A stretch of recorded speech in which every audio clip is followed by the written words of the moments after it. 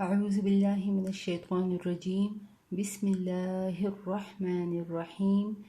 رب اشرح لي صدري ويسر لي أمري واحلل عقدة من لساني يفقه قولي. خاص په موږ د سوره بقره آیت نمبر 103 نواله 104 پورې به وایو ان شاء الله الرحمن. بسم الله الرحمن الرحیم. ولو اور اگر انهم یقینا دوی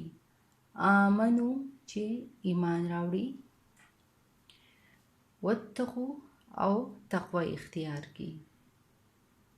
کچری دوی ایمان راوړي او تقوی اختیار کی. تقوی څه ته وایي؟ تقوا مطلب ځان بچ کول، د ګناهونو نه ځان بچ کول، بچنا. ولو اور اگر انهم یقینا دوی آمنو که ایمان راوړي واتقو او بچ کی ځان یا تقوی اختیار کی لمثوبتن نو خامخا بدله ده، مطلب ښه بدله ده دوی دپاره، یا لمثوبتن دا ویلی شي چې ضرور به ثواب وموني من عند الله د طرفه د الله، یا الله د الله په نزد خیرا بهتره لو کانو کاش چې وی یعلمون دوی پوهېدلې. مخکې موږ ویلو که نه چې دوی پوهېږي، مخکې آیات کې تیر شو که نه چې دوی پوهېږي، مطلب دوی ښه پوهېږي، دوی ته ښه هر څه پته ده چې دا موږ څه کوو، دا موږ غلط کوو، خو دا خپل هغې ضد د لاسه چې دی نو کفر د لاسه دوی دغه شان کوي. نو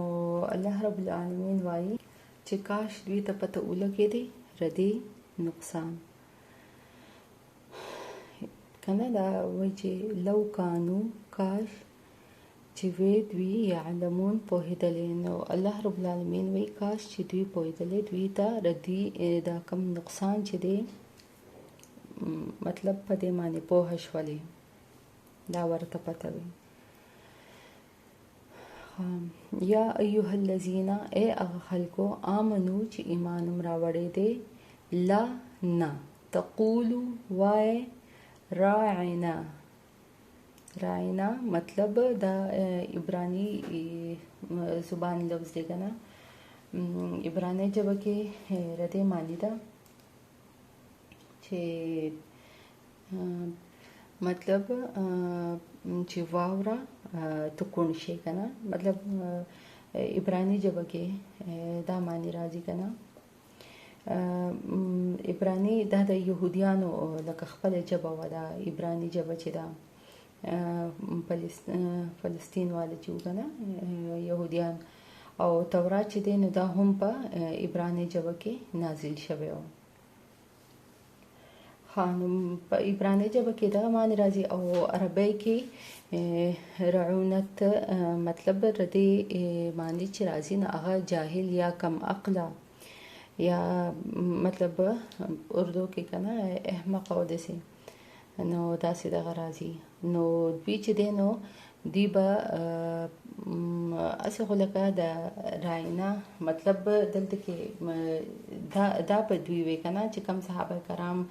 رضی الله هغه به ناستو رسول الله صلی الله علیه و آله وسلم سره مجلس کې، نو هغوی به وی چې زمونږ سره رعایت وکړه، مطلب نرمي وکړه، زمونږ خبره واوره که نه، څه خبره باندې به پوه نه شولو، نو دوی به وی چې مطلب زمونږ لږ لحاظ وکړه که نه، چې دا خبره لکه زمونږ سمجھ کې رانله مونږ دوباره سمجاو که داسې. نو دا صحابیان به دغه شانتې کوي. نو دا کم یهودیان دي چې به په مجلس کې ناستو نو دوی به لکه ردی خو بس په هر دغه به دوی مطلب الټه کولو که نه، چې بس کله به دوی ته موقع میلاوېدله نو دوی به دا دغه کو. نو دوی هغه ټکې چې دی که نه راینا چې دی نو دا به یې داسې یېله به یې پکې دغه ورکړو که نه، هغه به یې داسې اوږد کړو، نو وی به چې راعینا که نه، راعینا ردې مطلب رای خو وی که نه دغه ته لکه جانور هغه چې خلک سره یي که نه، او نه مطلب زمونږه. نو د یهودیانو به وی چې ای زمونږه چرواهې کنه زمونږ پښتو کې وایي چې زمونږ شپونکی کنه داسې وایي. نو دی به دغه شانتي کې وي. نو بیا لکه یو صحابي او هغه ته پته وچلېده چې مطلب دی دغه شانتي کې وایي کنه. نو هغه بیا سختۍ سره مطلب منې کړ چې داسې به تاسو نه وایي. خو رسول الله صلی الله علیه و آله وسلم ته چې بیا کله پته ولګېدله نو الله د طرفه ورته بیا لکه دا حکم وشو کنه چې دې ته وایي چې راعینه دا دې نه وایي او وایي دي وقولو او وایي دي انظرنا مطلب نظر ثانیو کې مونږ ته وګورئ مونږ طرف ته واسمعو او واورئ مطلب دغه سره واورئ کنه. نو الله رب العالمین وی کنه چې لکه واسمعو نو لکه د غور سره واورئ خو څنګه د غور سره واورئ. حضرت علی رضی الله فرمایي کنه چې کله دا آیات نازل شو لکه الله رب العالمین وی چې مطلب ډیر ضروری خبرې کنه نو د رسول الله صلی الله علیه و آله وسلم نه به تپوس لکه کوي. خو هغه لکه بیا چې لکه تپوسونه دا دغه ډیر شنو الله رب العالمین وی چې صدقه به ورکوي. نو بیا به الله تاسو لکه سوال جواب نه هغه به د رسول الله صلی الله علیه و آله وسلم نه کوي. نو دا دغه چې دا بیا صرف دا حکم چې دی نو دا حضرت علی رضی الله پورا کړو چې هغه د کجوري او اډو کې برابر هغه سونا صدقه ورکړله او د رسول الله صلی الله علیه و آله وسلم نه مطلب دا سره ملاقات کو دا نه مطلب سوال هغه تاسو ته کو مطلب دا سره ملاقات کو کنه. الله رب العالمین وی چې لکه څوک ملاقات کول غواړي نو لکه دې سیاحو د الله رسول دی نو الله رب العالمین وی چې لکه مطلب زیات به مطلب تنګوي نه خو په موقع باندې چا لکه خبرې نو هغه به د قشانت کې کوي. خام یا مخکې وللکافرین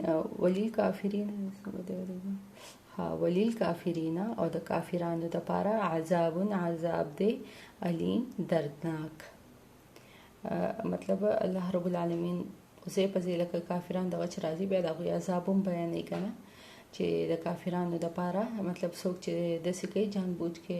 دا کارونه کوي نو الله رب العالمین وایي د هغوی لپاره دردناک عذاب دی. ها مطلب دی دا څنګه چې دی دا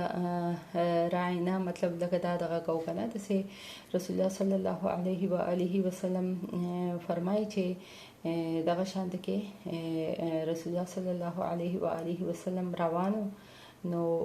یو کس کنه هغه ول مخله ورغه نو هغه ته وی چې السلام علیکم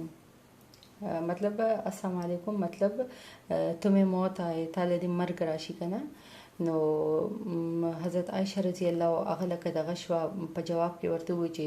تعالی دې مرګ راشي کنه. نو رسول الله صلی الله علیه و آله وسلم ته فرمایل چې ګور عائشہ رضی الله چې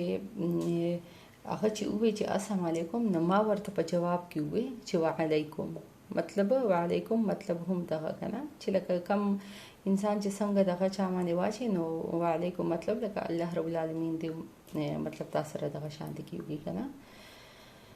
نو دغه شانتي بلکه چې کله به هم دې ته موقع ملاوېدل کنه دی به دغه شانتي کې دا الفاظ چې دي نو دا به ولټ پلټ کول او معنیان دا به ولا بدلول.